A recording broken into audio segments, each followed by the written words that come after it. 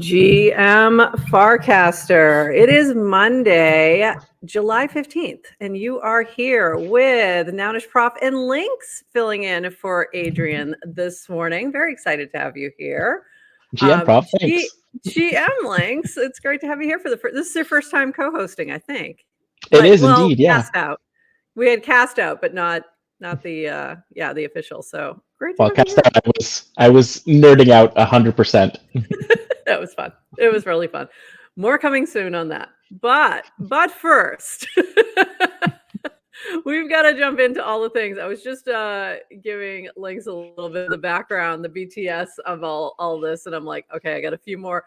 I'm like, I'm getting the links ready. I'm like, this is getting confusing. But yeah, we had a bunch of things to get ready this morning. So here we go. We've got a whole bunch of fun happening today. And we're going to start with this from Dan. We added payments, hoping to encourage more crypto native economic use cases like Bountycaster. And this was in response to Jake's cast right here. Pretty cool workflow unlocked this morning on Warpcast. Posted a task in bounties via Bounty Bot. High quality, almost complete work done in less than 3 hours later. Bounty Hunter receives $75 USDC for 30 minutes of work. I paid her in seconds without leaving Warpcast. Complete flow for getting work done within Warpcast. And I think this is, we're just starting to see like the tip of the iceberg of these workflows. And it's exciting. It's exciting to see this kind of all coming together. Yeah. I think anything you can do without leaving Warpcast is a building block towards like an actual usable crypto industry. Absolutely. And I think that, that to me is always my goal is how do I have to go anywhere else? I'd rather not. Anything that keeps me here and away from Twitter is a good thing. This from Horsefacts in response to Trish, not even for account sharing potentially malicious links. I know I can mute, but doesn't feel great. I can't protect my users in my channel from getting drained. So this is in response to how can I ban or moderate my channel? And this response from Horsefacts, you can still hide and ban with moderation tools, but they are not in the Warpcast client. If you want this level of control, you should enable moderation, disable the recent feed for channel, edit channel, configure moderation. And it's easiest to do, I've found, on desktop. At this point, your channel will only show content with the moderator curates into the main feed, but you might not want to be responsible for curating everything. You probably want some basic automated rules. So 3, add a moderation bot like AutoMod or AirStack and set up some rules like anyone I follow can show up in the main feed automatically. 4, if unwanted content gets into the main feed, use AutoMod or AirStack, hide ban actions to hide content or ban users. So there was a moment where the moderation wasn't allowing you to hide anything. So it was like when they just switched this little thing on, this little toggle where it was changing up the way channels worked. And if you put the moderation on in the channel, you still couldn't hide anything. So that has shifted where without adding any extraneous, moderation tools like AutoMod or AirStack, you can at least hide things that you don't want to be shown. So, and the way you do that is turn moderation on. You have to actually like the things you want to be shown in the main feed, and then just don't show the recent feed. And that will give you at least the opportunity to protect people from certain links and things like that. So yeah. do you have any channels that you're moderating right now? Yeah, I have 2. I'm moderating Black Flag channel and the B-Card channel, and both of them I'm using kind of like the canned out-of-the-box Warpcast moderation, which I think is like, they often just say everything has to have sensible defaults and it just works. And then if you want more control, then they kind of like say composability, use these other products, which is a good approach because what they're saying works for my small channels, right? Like in a larger channel, I can see why you would need more. Yeah. I think for because we don't have a ton of spam in something like GM Farcaster. So I have different moderation going in different channels right now, and I'm trying different things. So for GM Farcaster, I am doing the basic built-in moderation. And I just turned that on because we did have some spammy things, but it wasn't awful. So it wasn't like I need to, bring in the heavy guns of Automod or something. So it's a good way to experiment too. But this is good to know that we can at least hide and ban things, because that used to be so easy to do. And it got a little trickier. And I get that some people are definitely don't want they want everything to be seen, but I think sometimes that's just not realistic, especially around things that might have a drainer. And there's a GM one. Be on the lookout. I forgot to pull that cast, but I just saw it right before the show. There's something like a GM app, not us. Don't touch it. Apparently has a wallet drainer in a frame. And I was like, oh, that's interesting. Like that. In frame. Oh man. Okay, that's a first. Yeah, that was the first one to me. And I was like, ooh, that's scary. So, those are the kind of things you do want to be able to hide and not have people interact with, and just to be able to protect and not, open yourself up to liability as well. So yeah, it's kind of interesting because their default moderation, it's basically like the priority mode, and so like they have their auto spamming. So if someone gets through and you're using that mode, yeah, you can't hide them. You do have to use that other mode if you want to like have complete control over what gets shown. But then you have to like everything. Absolutely. Yeah. So it does take a lot more work with the basic tools, but it's at least a way that you can do it quickly without having to set something else up. So we do have that option at least. So that's good. Moving on, we've got lots of things to chat about today. This from Dylan, and I'm playing around with some screens as well. So you'll see me flipping things around as I'm trying things out. This from Dylan. What's the coolest thing you saw in Farcaster this week, and or what has you excited about Farcaster being on chain right now? Feels like builder vibes either aren't as high right now, or folks are heads down building. Would love to know how others are thinking right now. So do you feel like the builder vibes have chilled, or what are you seeing? What are you feeling out there? I mean, it's yes and no. I mean, I guess like everyone was super excited about frames, and everyone was building frames, and like quite frankly, there was just a ton of bad frames. And so I try not to really, like, because I have a limited amount of time, I'm really only engaging things after they get beyond a certain level of adoption. I would not say that I'm like down in the trenches. So for someone like Dylan, who is down in the trenches, I could certainly see that there's probably less. For me, who was like never really engaging with that kind of level of content before, it's similar. Like the vibes right now, it's like the similar apps that are still building, and people are still creating new things, and when there's some adoption, I'll try them. But yeah, I think that's it too.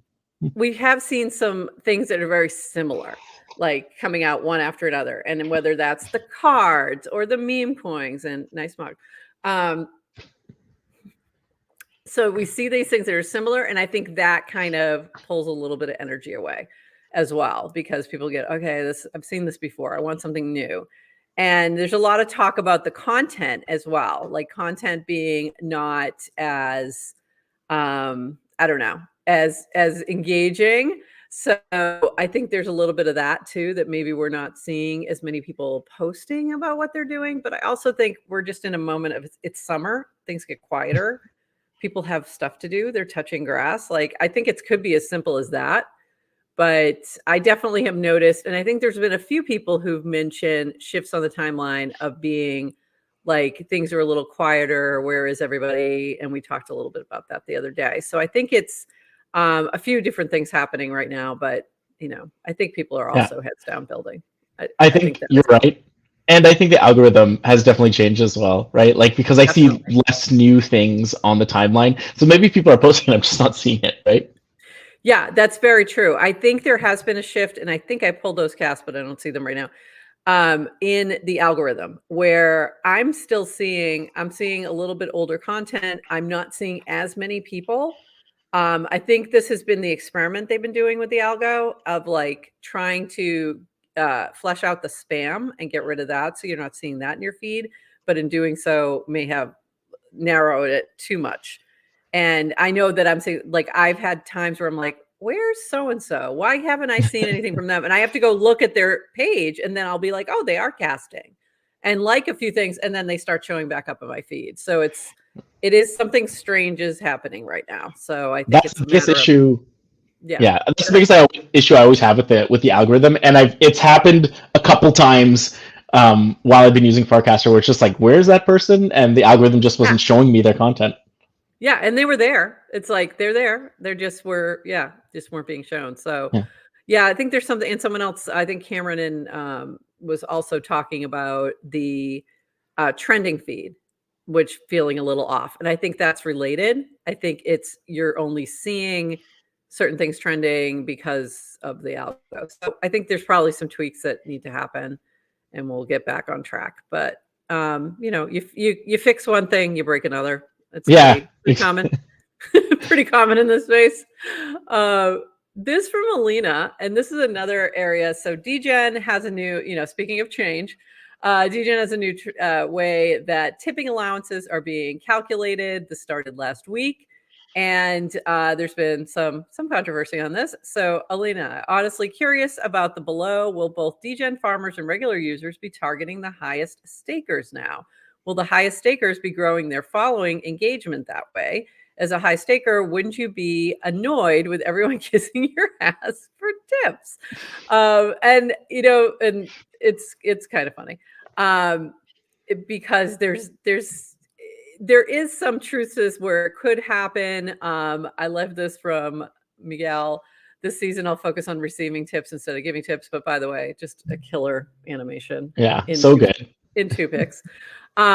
So I think that, it's interesting because I have maxed out my tip allocation. So I'm trying to hit that max of 10,000.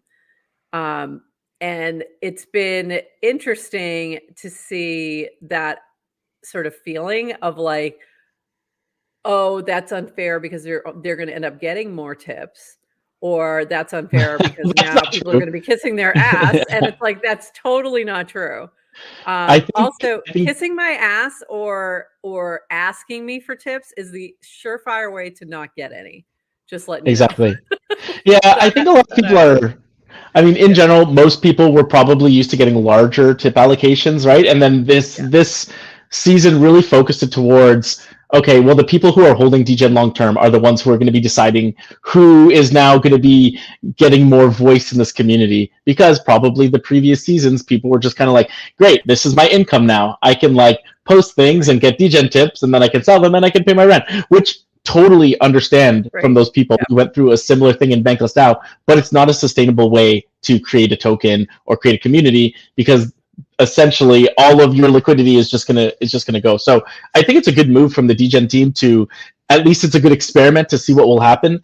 And I as well think that you should maybe try to look at it as, I'm locking these DGen, like I'm locking my DGen to get this kind of like almost distribution mechanism for my stuff. So it's really great for you, Prof, because you can use it to incentivize people to create like GM Farcaster content, right? And that's how you can pay people. So I think it's a really interesting move. We really haven't done that very much. Like I really haven't tapped into using it for like to grow things like that, but it definitely is a possibility. It's something I could do. I did a little bit with Cast Out and using tips to tip the players or tip people who were watching or contributing in some way. So yeah, there is that aspect to it. But I also feel like, those who are holding long term have more conviction and aren't, I think that they're not, at least for me, I don't see that in a lot of those folks of like using it in a short-term game. You know what I mean? They're not going to just give it to their friends or just, that kind of thing. So I think, we'll see. We'll see how it all plays out, but it is the distribution mechanism had to change, right? Like it couldn't stay the same as it was. I think that like tipping in general, I feel like is kind of like for DGen, it feels like it really needs to be a smaller aspect of the distribution mechanism in the long run. I think it's a good move that they're experimenting with things, and I think that tipping in general, they're gonna add a different distribution mechanism likely. We'll see. Yeah, absolutely. I think they're experimenting. let's see what's most effective. Let's see, what people like. And this is another experiment. And I appreciate that Jacek does that and is very open and transparent about what he's doing. So, and he's taking in feedback. So we'll see how things shift as the week goes on. Okay, moving on. We got to talk about Rand DeMero. So he is not the first. Let's be clear. Not the first. Certainly won't be the last to impersonate DWR in a funny manner, but he's doing it quite well. And then we've got the I am Rand DeMero as in I am Spartacus kind of meme from Alina. Love it. I also loved, where was this one? This one with the Keeping Up with the Dandashians. So various ones that have been doing this. And just to be clear, no, this will not overshadow your section, Ran. So if this overshadows my section on Monday, I'm going to come after you all. So Rand DeMero making a little bit of a splash on the timeline, and enjoying it. This was funny. We sing this at Merkel every morning before we start posting here. V is the Gen Z boss in a mini. So taking, creating some fun content, making it, interesting on the timeline for sure.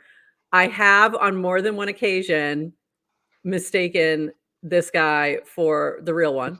He channels Dan so well that he has to know him. Like he has to know him, right? Like there has to. I don't think it's just some random. But anywames, I totally it's not a random. There's no way. Too, yeah, yeah, it's definitely an OG. We believe, or close to definitely own an OG token. So Adrian and I have been in the DCs with Rand DeMero. We invited him to come on. We assume it's a him, could be a her, him or her, they. Did invite them to come on to the show.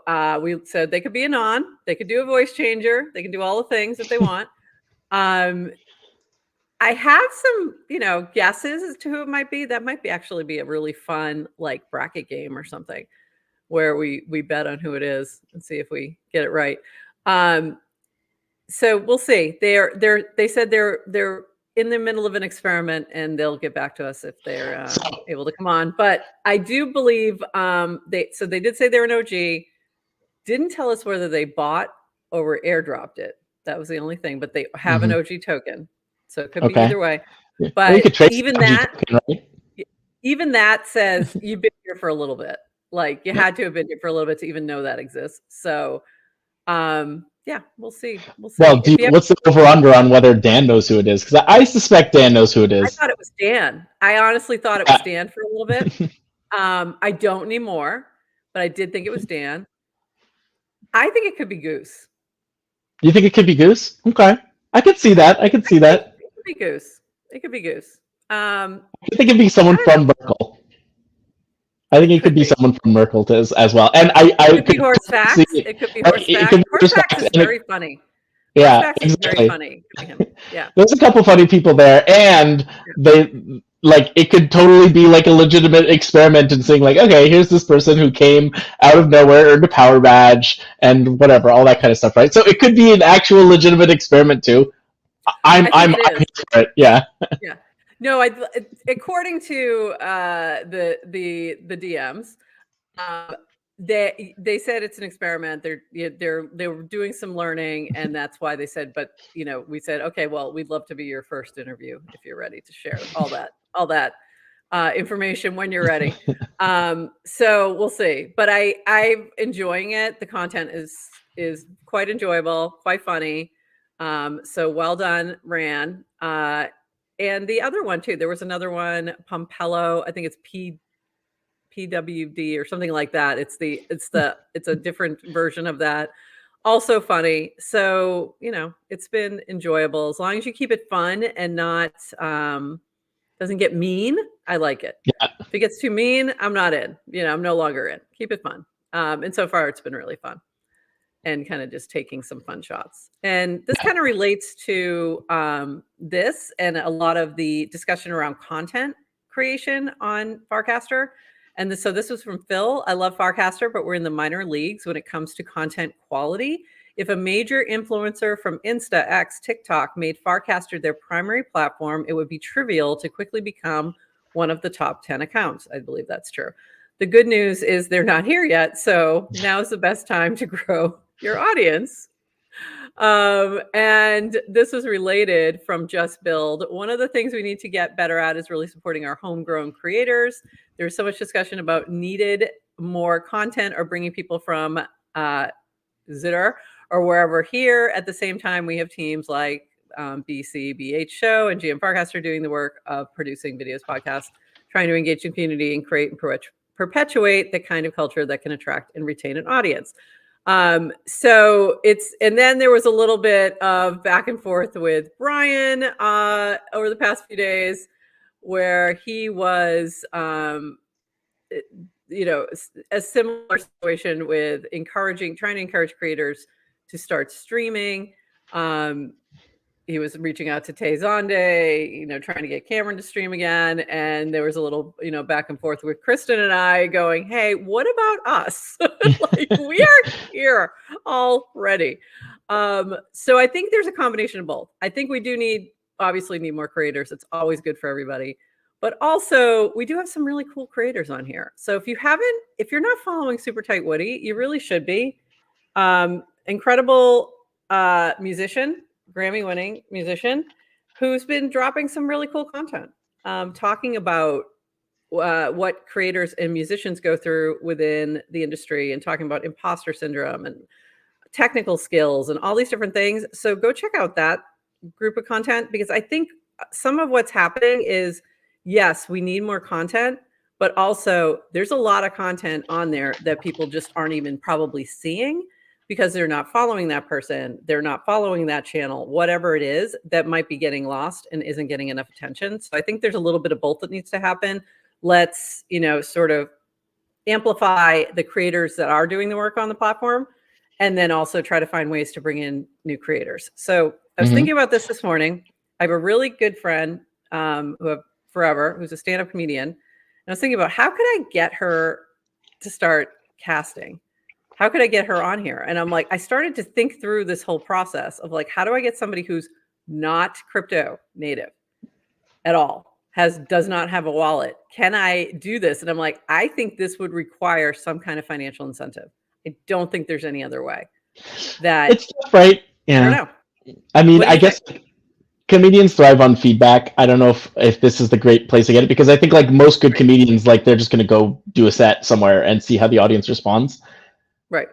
Yeah, I don't know. I feel like financial incentive is. I'm not looking at it from that perspective, but more like, you know, she uses Instagram and Facebook and TikTok and YouTube and all these other platforms to promote.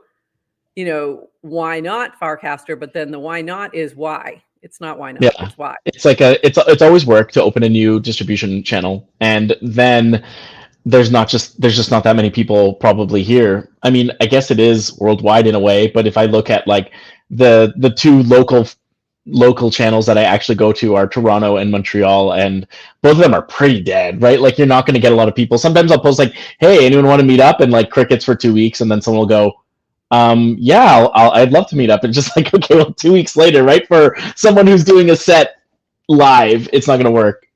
Right. Yeah. And I'm thinking that through, and like, is that worth the experiment? Can I talk her into it? I don't know. But that's what I was thinking about this morning as I was prepping, because I was thinking about this content issue, and it's like, okay, Dan has said this multiple times, that this is the unlock. This is the thing we need. But I'm not convinced of how we get there. And that's like what I'm thinking through is like, how do we get these folks to come over? And I think without an incentive, it probably doesn't happen. Yeah. So I don't know. The last time you guys on Friday were talking about Dan's like marketing post, I had thought about it for a second. I was like, oh, you know what? best thing here is really just the vibes and the people, right? And Yeah. so that's all you can really market. So if people want to have a good time, I think like it's hard to say like here's the business case for you joining Farcaster, right? Like I think that that's a very difficult thing to do right now. But like if it's just more personal, like hey, you know, it's a good group, you could probably get some feedback for what you're doing, and if not, you might be inspired by something you see. I think that's a better pitch for people who might enjoy it than you could make money in some way, because I think that line to making money is just too tenuous. I feel like, but I think about this like in a different kind of way. Like this is going to take time away from other things. So there's an opportunity cost for a creator who's established is what I'm really talking about. But even for folks who are like, I've tried to bring on a couple of people who I think like, oh, it would be, you know, they would vibe with this crew, like my entrepreneurship colleagues, entrepreneurship professors. I'm like, this is like data well. Like there's so much great data here. There's so many, it makes a lot of sense. Couldn't get them to do it. Right. So some other folks that like I brought up, like who would really contribute the intellectual side of this, the like getting feedback, all that would be perfect for them. Couldn't get them to do that. So I feel like there's almost like there has to be this initial unlock or incentive just to get them posting long enough to get the rest of that, to get and the vibe. Another thing is, I don't know. We're kind of missing depth too, right? Like, so the other day, Ted was asking for, hey, you know, I love Keckers for like, you know, living and fitness and health content. Are there other people on here who are talking about that stuff? And it's basically like crickets, right? Like, not really. Like, Keckers is the resident, and there are probably a couple others, but not as many as, I don't think, as high quality as Keckers. So like, our bench isn't deep either, right? And when Keckers is gone, like she's on vacation or something, you just notice that stuff doesn't hit your timeline at all. That's a great point. And and I think that's Phil's point a little bit too. It's like there's a huge opportunity, and that's how I saw this and look at this still. There's a huge opportunity to being early and to digging in, but it's not going to pay off quickly. So you do have to realize that like it's going to take time and work, and you're going to grow with as the ecosystem grows, and that might be very slowly. So it takes a little bit of patience, and I don't think a lot of people have that. This was related with that Kia, you know, had some related points in here. The toe spacer and rando demero phenomenon provide a few insights. One, creating environments where norms and taboos break releases fresh energy from existing QDAOs. Two, although OGs respond better to these emergent memes, there's actually nothing holding new users out from getting involved. Many of them do. Three, meme coins haven't been cracked on Farcaster yet. Creation and distribution mechanisms are suboptimal for this medium. We almost need our own meta until the mechanisms are well understood. Capital won't flow in. I'm not sure I agree with that third point, but continuing on. Four, content is in fact the main bottleneck to growth. DWR is right. It's not marketing. Farcaster is much more meta-modernist than post-modernist than X, for example. Hate to sound academic, but no better way of describing it. And then Jacob JRF asked, what does this mean? Farcaster is much more meta-modernist. And Kia's response was postmodernism, awareness of the narrative and deconstructs it. Meta-modernism, still aware of the narrative, but chooses to lean into it. And I think there were some really good points here. You know, we've already kind of talked about content. I think the thing that nobody has cracked with regard to content is how to get people, how to incentivize people to actually come over. We all know we need it. We don't know how to get it. And I'm not sure that meme coins haven't been cracked. I think DGen says the exact opposite of that. But I think what you're, you know, it all comes back to you have a much smaller audience here. I'm going to do my Adrian face right now for that. Yeah. Adrian face. Yeah, because like I guess like DGen pretty young still, right? Like, and I see DGen doing the same things that, you know, DAOs that I work with, Bankless DAO, in the previous cycle were doing, right? And so it remains to be seen whether DGen will be resilient. I think it has a chance. I like how they've set themselves up so they can actually experiment. But I agree that I don't think meme coins have been cracked yet, because like, what does it mean for a meme coin to crack, to have the same market cap as Dogecoin? I mean, it's true, we're not there yet, right? So in general, I think when people look at, like, he was talking about meme coins for this medium, and, you know, I'm a big Marshall McLuhan fan, the medium is the message. Like Farcaster does not exist in a vacuum. You cannot, I don't think, run a community on Farcaster only, right? I think like you know this. It's because you guys are you have a chat, you have like times for people to come together, you have these rituals of synchronization. I think that makes GM Farcaster stronger a community than someone who would just like kind of post things on Farcaster. So I think that the long-term goal for Farcaster is to kind of like bring all of those different media in, and Farcaster is like kind of like the broadcast layer in some ways.